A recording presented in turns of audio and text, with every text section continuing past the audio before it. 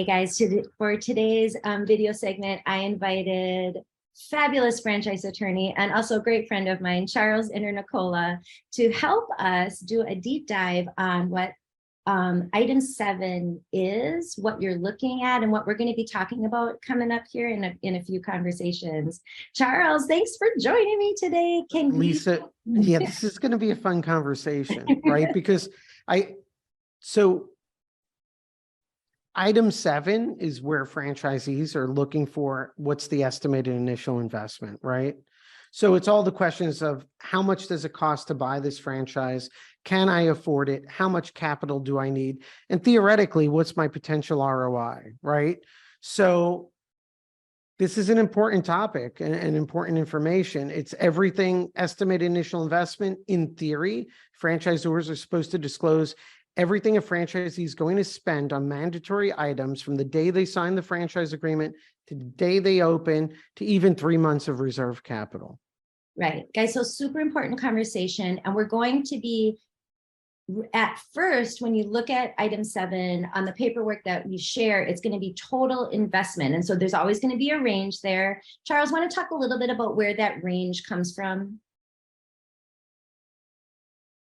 Right. So now this is your estimated initial investment, and consider that franchisors are preparing this one document that applies throughout the country. So you may have differences in startup costs and expenses for a couple of reasons. One, because of geography, you may be in a state that is higher cost for build out or higher items, but there's also variation on the low end. What does a franchisor expect on the low end to be the estimated startup cost versus what they're expecting on the high end? So you can have geographic variation, but you could also have variations in the build out. If it's retail, maybe it's a smaller location, less build out expense. So you have a low to high estimate. Right. And so that's really, guys, why once this gets serious, right now we're kind of looking at big round numbers, and it's okay, but even those can vary. But as we get closer and closer to this, you're going to be able to kind of zone in on what it's going to cost you in your geography to get into the business. But we wanted to talk a little bit deeper. Where do those numbers come from? What goes into that? And so what I did for today is I chose 2 businesses, not Charles's businesses, and I didn't tell him which businesses we're talking about. And truthfully, I'm not going to tell you. One is not better or worse. One is not good or bad, but it's different ways to represent the initial cost to get into the business. This is why when you get close in this process, you need a franchise attorney. You need that franchise attorney to do what Charles and I are doing with the FDD that you're going to be signing. Do a deep dive. Make sure you understand the line items, that you understand the notes, that you're not missing things. And if there's anything in there that possibly needs to be explained, the guy on your side is the one to explain it. Okay, so that's why you need that franchise attorney. So 2 businesses side by side. We have the item 7s up there, even in the same category. So we just want to talk a little bit about what's in the item 7 and how can it vary. So first line item, franchise fee. I always tell everybody, Charles, you probably are much more eloquent at it. This is your pay to play. Okay, this is here's my franchise fee. I'm a franchisee. Throw the walls up around my territory. Let's get this done and get me into this system. Usually paid one time, right? But let's go down then in the differentials. And we're talking kind of today, what makes up the gap, right? And what makes up the total investment. These are 2 businesses, very similar businesses. And look at the difference in investment.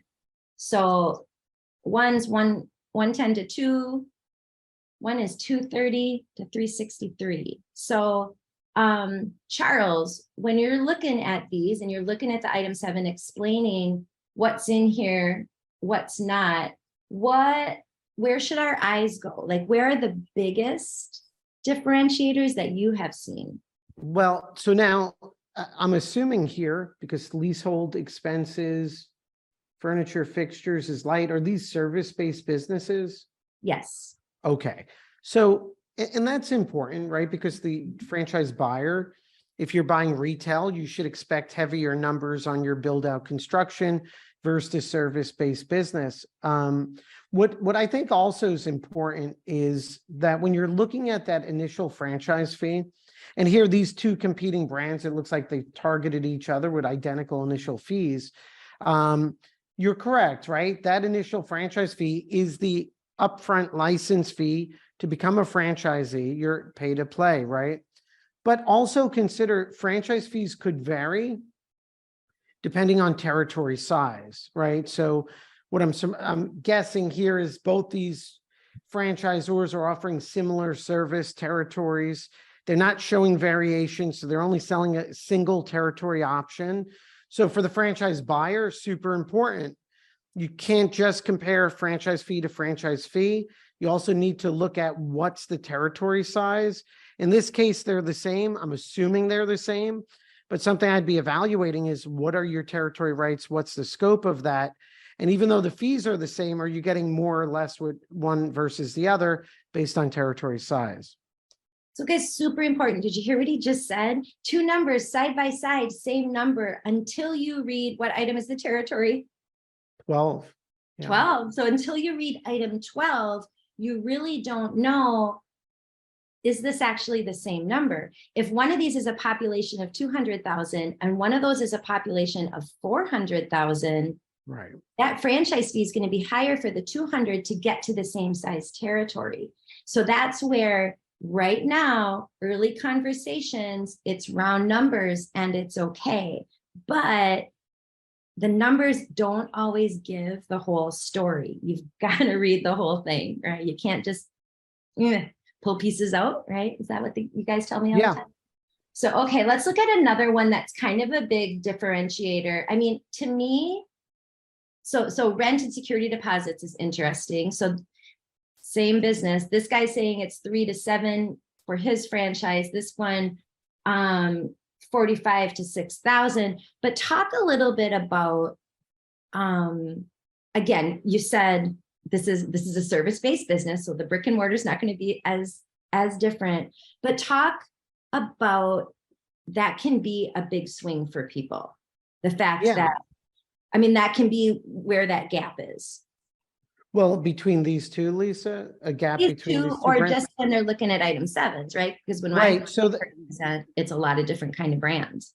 Right, and so when we talk about rent, now keep in mind when you're looking at these item 7s, there's small footnotes, right? You do want to read the footnotes and see what the franchisors basing their estimate on. Here, when I see rent, I'm assuming you need a back-end office, a place to store vehicles and possibly equipment. Yeah. And so you do want to get an understanding of what's behind these numbers. Is it a back-end commercial, back-end facility where you park a vehicle and you send your team out to do service visits, or how that comes into play? With service-based businesses that aren't retail facing, I'm not as concerned with the leasehold improvements and the rent. I mean, it shouldn't be a major factor. Let's see here, leasehold improvements, 500 to 4,000. And furniture, office equipment, 3,500 to 9,000. I think one that I really wanted to drill into too, and talk about this, and this is why we're kind of protecting the innocent, is the grand opening marketing. So the grand opening marketing for this one, 5 to 10,000. Okay, yeah. They're saying 28,000. Yeah. And so talk a little bit, and this sometimes, I mean, this is almost another conversation that we can have a whole nother video, but what's called front loading your item 7.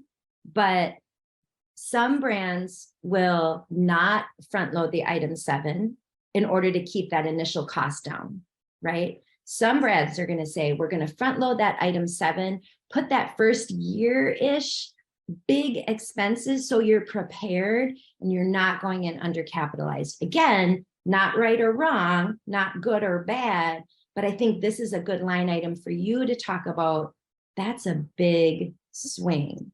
Yeah, so right out of the gate, the brand that has the higher estimate, 28,000, I am going to give more credibility than the one with the lower estimate on the initial marketing.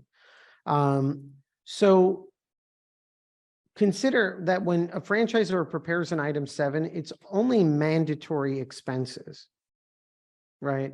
So if a franchisor could theoretically say, hey, we don't require you to spend a ton of money on your initial marketing, well, that's going to help them come in with a lower item 7 for grand opening estimate, and they're going to have a lower total. But is that being legitimate, or is that being appropriate under the circumstances? If I'm going to open up a service-based business, I know that I'm not generating customers based on my retail location. I'm generating them based on local SEO and local marketing, social media marketing. Unlike a restaurant, you open your doors, people drive by, they see it. Service-based business, you need that initial thrust of marketing. And so to me, I would value more a franchisor that holds higher standards on the initial marketing and shows you higher numbers, even if that means you may not be able to afford the franchise. Because the reality is a good franchisor does not want an undercapitalized franchisee that cannot invest in marketing, because it snowballs, right? You just barely get in because you think it's $110,200. You don't have enough for that initial marketing. You're not generating enough initial sales. So you don't invest in marketing, and it becomes a snowball there. So, yeah, if you're buying a service-based business and you're looking at this, really challenge the franchisor management team that gave the lower estimate. Why?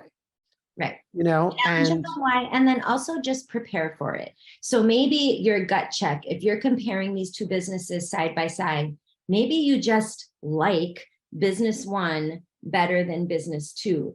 But because you evaluated 2 comparable businesses, listen to what business 1 says that they're doing for their grand opening marketing. Listen to business 2 to what they're doing. If business 2 tends to have stronger openings and you still want to go with business 1, plan for it, right? Just plan for it, because that's a great point.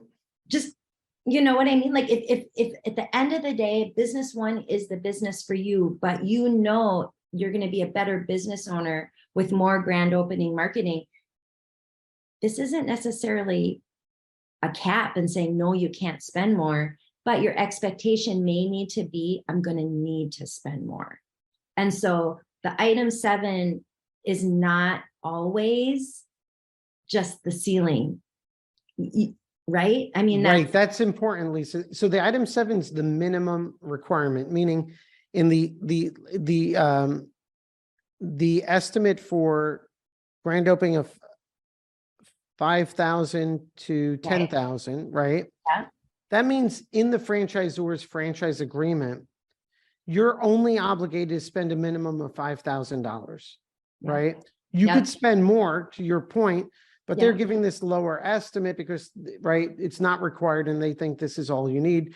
Whereas this other brand is $28,000, which to me says they may have a pre-opening marketing program that you're going to sign up with a vendor. And to your point, Lisa, right, ask management, or if you're validating, ask existing franchisees, hey, how were your sales initially? How much did you spend on marketing? Is it enough? Where do you get lift, right? So that's important. But that's an example too, Lisa, of what your thesis behind, this video, which is that there's a lot more behind the numbers than the actual numbers, right? And that's the important insight for sure. Right. So guys, when you're looking at that, listen to what was just said. That number alone, 28,000 that's $23,000 difference that they have as the minimum in their item 7. That's why this business is reading 110 and this business is reading 232. It's that they're saying the minimum amount that we need you to spend is very, very different. And so those are the numbers you really need to pay attention to. Maybe this one does great. Maybe they only need to spend $5,000 because they've got some, who knows, magic fairy dust. Maybe they own them, who knows, right? Marketing company that's doing it. But those are the questions to ask, because that you cannot go. You heard him say it earlier. I'm going to probably soundbite the heck out of that. You can't go in undercapitalized. You can't. It's death. It's business death. And Lisa, if we could connect this with the additional funds, right? Right. Right. So additional funds, so franchisors are required to put an estimate of additional capital that you should have for the first 3 months, assuming you don't make revenue or your revenue doesn't meet expenses, not including your salary. What's interesting for the moment, when you look to the right where it says grand opening, $28,000, Yep. you see in brackets in front, it says 3 months. So Yep. the franchisor is saying, you're going to spend that during the first 3 months. We want you to have it here, right? We want you to have that. Yep. They're giving this estimate in addition to the additional 3 months of $30,000 to $50,000. Whereas the brand to the left is just saying grand opening marketing. And then you'll see the inverse where they say additional funds for first 3 months, 20 to 50,000. So while both are saying 50,000 for the first 3 additional funds, I would take the position that to the brand on the right, the 50,000 is more because it's 50,000 on top of the $28,000. The already 28 that's been Right. spent. Whereas this one's 50,000 on top of, only $10,000. Right. And So so this 50,000 of additional funds is pure. They're saying this is not for marketing. This is just additional capital to run your business. To run your business. And we talk so much about that line item, guys, that additional funds line item. We're going to go into the notes and we're going to deep dive into what that money is set aside for, because that's important. I mean, I'll tell you a million times, right? If it says 3 months, that's your burn rate. That additional fund, that's your burn rate. Every month you're going to be spending that, expect to spend it. Are you going to get your business in the black in 3 months? Are you going to plan on 6 months? That's your burn rate. Prepare for it, right? And so what Charles said is super important. So in this business, they're saying they already put their grand opening and their local marketing, how much you're going to plan to spend. In addition to spending that, you're going to spend this money in working capital, paying your employees, paying your rent, fixed costs, whatever that is. And in this business, you're going to need that. What if you need to borrow it from marketing? What if you need to use it for other things? That additional funds line item is super important. I actually show a brand not represented here. They have 12 months of working capital in their additional funds line item. Makes their initial investment look higher, but they're trying to say, get into this business with enough money to run your business for 12 months. The minimum is 3. But you've got to read the footnotes because for them, they put in 12 months. So it makes their investment look higher. They might never dip into it. If they break even at 6 and their business starts to feed themselves, hallelujah, pay your loan back early. But if it doesn't, you're prepared. And so you got to read the footnotes. You got to read the fine print. You can't just look at the big numbers, right? What else about the item 7, Charles? Give us some just final. So what I would say also insight on the brand to my right has accounting fees, $4,788, whereas the one on the left doesn't have accounting service fee, right? So that sounds like a disadvantage of, hey, why are you charging me an accounting service fee? But for me, that's giving insight that the franchisor is focused. They want the franchisee to get set up correctly with the right general ledger accounts, maybe the right KPIs for recording data and reporting data. So this to me could be a signal that they're better organized as opposed to just telling a franchisee, hey, set up your chart of accounts and we'll figure it out as we go along. So that to me, I view as a positive, even though it's an increased fee. And that's a whole nother video that we'll probably pull you in on, because there's some really strong brands out there that sometimes, the lay person who maybe read a book will say, oh, but they're super fee heavy. Mm-hmm. Okay, wait a second. Were you on that support call? They're doing your bookkeeping, they're doing your marketing, they're helping you advertise, they have a call center. Like, you loved all the support, you're gonna have to pay for it, right? Yeah. So. And Lisa, that goes along too with, I'd be very curious, what is the creative media fund fee? Again, franchisors have an obligation to build a system where you thrive. And if they're showing you these fees, if they believe in them and they're ready to back it up, that's the brand I want to work with. As opposed to one say we're fee light. What good is it if I open up and I can't grow a thriving business? The other question I'd have on this, Lisa, I see on the left side, vehicle of 0 to 12,500, which Right. I'm assuming they're saying, hey, you could use your own vehicle. What's the vehicle on this other brand? Is it on the top one? Probably. Here it is, 15 to 75. Yeah, I mean, look, that's another big factor. There's your, one of your biggest differences There you here, go. right? Because this other brand is saying, hey, I don't know, maybe this is a box truck or van or whatever else, and it's configured and wrapped. And they're saying, hey, we're going to be candid with you. In my opinion, if you don't have a vehicle and you want to do this the right way, you could spend up to 75K. And we're assuming you're just going to buy it. So they just gave a big, number on the right-hand side versus the other brand that's saying, hey, so it's 15.5, which I'm sure if you read the notes, I'm probably assuming it's you're leasing a vehicle and these are some of your upfront fees. So the brand on the right is telling me they want a new vehicle wrapped and possibly configured. 15.5 is possibly leasing. 75 is you buy it outright. This other one is telling you, hey, you could use your own vehicle. And I don't know, and it probably don't even have to wrap it, or 12.5, you could go lease something. So you have a 75K swing or plus or minus here just on the vehicle. Right. And you can again, that's a big like, question for me.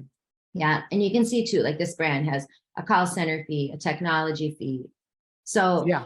yes, they're going to be, if someone's just looking at the word fee, they're going to come off as fee heavy. But again, another conversation, are they just support heavy?